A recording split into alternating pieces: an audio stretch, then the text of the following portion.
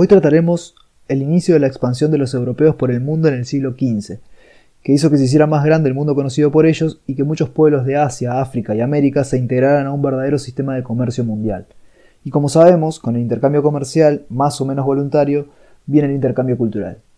Para el siglo XV el comercio europeo venía en crecimiento desde hacía un par de siglos, como vimos en otro video, les dejo el link en la descripción.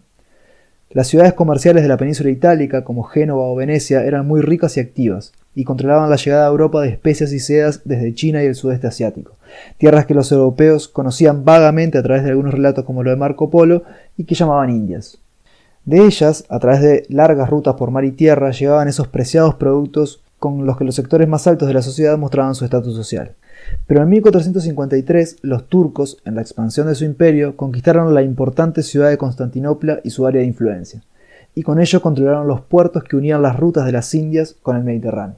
Los comerciantes turcos pasaron a controlar esas rutas y los impuestos y peajes cobrados encarecían los productos y reducían las ganancias de los mercaderes italianos. Esto funcionó como un estímulo para que los europeos buscaran caminos alternativos a las Indias que permitieran evadir el control que los turcos ejercían sobre las rutas tradicionales. Pero esto significaba lanzarse a las inmensidades desconocidas del océano Atlántico. Esto, con la tecnología del siglo XIV, habría sido imposible. Pero para fines del siglo XV, gracias al contacto con otros pueblos como los árabes, los europeos disponían de la tecnología necesaria para hacer frente a esos viajes. Disponían de adelantos como la brújula, que permitía la ubicación exacta de los puntos cardinales en medio del mar donde no había puntos de referencia, como una montaña, por ejemplo, o el sextante y el astrolabio, que a partir de la observación y medición de la posición de las estrellas permitían obtener con exactitud la ubicación en el espacio mediante el cálculo de la latitud. Estos instrumentos permitían a los marinos trazar mejor sus rutas de navegación, que registraban en mapas de navegantes, llamados portulanos, donde se representaban además las corrientes marinas y los vientos. Pero quizá el adelanto más importante fuera el desarrollo de nuevos barcos, como las carabelas y las naos, que tenían una serie de ventajas que permitían emprender largos viajes a mar abierto. Por un lado contaban con un timón de proa que permitía maniobrar mejor la embarcación y aprovechar las corrientes, y velas móviles que podían orientarse para aprovechar mejor los vientos de diferentes direcciones.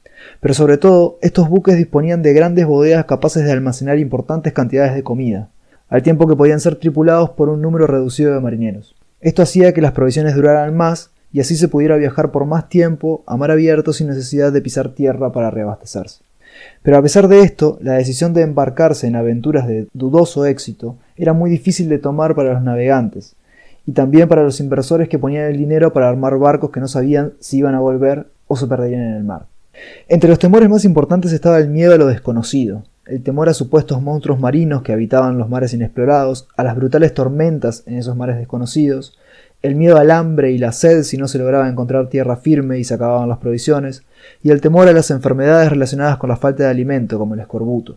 Los relatos de los marinos hacen referencia a la desesperación del hambre que los obligaba a cazar las ratas de los barcos para alimentarse o a comer el cuero hervido de las bolsas de harina vacías. La falta de comida fresca, y por lo tanto de vitamina C, traía el escorbuto, una enfermedad que hinchaba las encías de las personas, provocaba la caída de los dientes, debilidad y hemorragias, pudiendo causar la muerte. Tradicionalmente se ha contado, además, que los navegantes creían que la tierra era plana y temían caer por el borde si llegaban a sus confines. Pero esto es en realidad un mito que los historiadores se han encargado de desmentir. Dejo en la descripción un video sobre esto. Pero así como había miedos entre los navegantes, también había estímulos. Uno de ellos era la posibilidad real de obtener ganancias con el comercio de las especias u otras riquezas de las Indias. Otros estímulos eran más bien fruto de mitos y leyendas, como la que relataba la existencia de una tierra de abundancia que contrastaba con el hambre y la escasez que sufría la mayor parte de la población europea, conocida como la Tierra de Jauja, o bien leyendas sobre tierras repletas de oro y otros metales preciosos que se hicieron más fuertes tras la llegada de América. El mito del Dorado es un ejemplo de esto. Los navegantes debían evaluar sus miedos y estímulos, y algunos decidieron arriesgarse y otros no, y otros fueron forzados a hacerlo como forma de cumplir penas por crímenes cometidos. Los exploradores más destacados sirvieron a los dos reinos pioneros de estos viajes de descubrimiento. Bartolomé Díaz y Vasco da Gama, superando las dudas acerca de si era posible navegar a través de los mares calurosos del Ecuador, costearon las costas de África hasta bordear el Cabo de Buena Esperanza al sur y desde allí llegar a las Indias en una ruta alternativa. Estos navegantes sirvieron a los reyes de Portugal. Cristóbal Colón, por su parte, logró convencer a algunos inversionistas y a los reyes de España con su idea de que era posible alcanzar las Indias navegando hacia el oeste, debido a que la Tierra es redonda. Colón creía que el tamaño del planeta era menor de lo que realmente es, por lo que calculó mal el tiempo que le llevaría su viaje. Además, no contaba con que entre Europa y las Indias se encontraba un continente desconocido.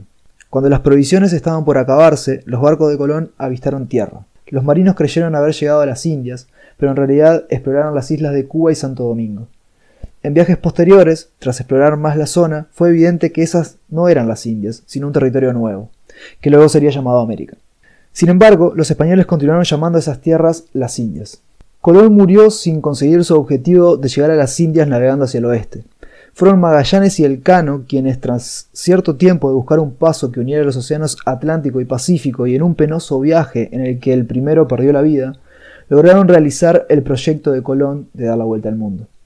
Pero su ruta a las Indias era demasiado larga y costosa para ser utilizada, y además, América, conocida como las Indias Occidentales, parecía un continente más atractivo por sus riquezas que las propias Indias Orientales. Otros reinos europeos siguieron más tarde el ejemplo de España y Portugal. Inglaterra financió el viaje de Cabot o Gaboto, que exploró las costas de América del Norte, mientras que Francia hizo lo propio poco después, financiando el viaje del italiano Verrazzano, que también exploró esa zona. Su llegada tardía hizo que franceses e ingleses conquistaran menos territorio que el reclamado y conquistado por Portugal, que ocupó Brasil, y sobre todo España, que acabó apoderándose de la mayor parte de América. Es por esta razón que nos concentraremos en la conquista y colonización española de América.